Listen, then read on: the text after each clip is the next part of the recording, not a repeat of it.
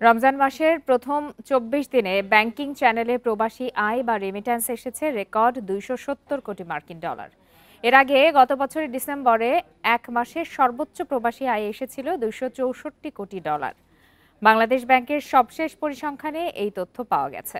এ ধারা অব্যাহত থাকলে মার্চের শেষে প্রবাসী আয় ৩০০ কোটি মার্কিন ডলার ছাড়িয়ে যাবে বলে ধারণা ব্যাংকারদের।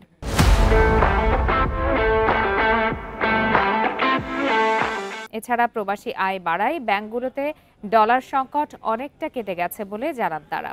এদিকে রেমিট্যান্সের উচ্চ প্রবৃদ্ধির কারণে রিজার্ভ আবারও $২০ বিলিয়ন ছাড়িয়েছে।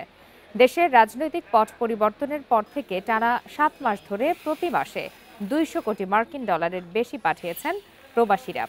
চলতি অর্থবছরের প্রথম ৮ মাস প্রবাসীরা ১,৮৪৯ কোটি ডলার পাঠিয়েছেন, যা গত অর্থবছরের একই সময়ের তুলনায় ২৪% বেশি।